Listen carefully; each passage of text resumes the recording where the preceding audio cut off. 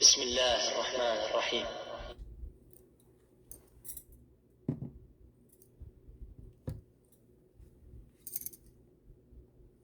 إذا زلزلت الأرض زلزالها وأخرجت الأرض أثقالها وقال الإنسان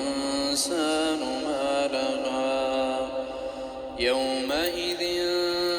تحدث أخبارها بأن ربك أوحى لها يومئذ يصدر الناس أشتاتا ليروا أعمالهم فمن يعمل مثقال ذرة خيرا يره ومن يعمل مثقال ذرة شرا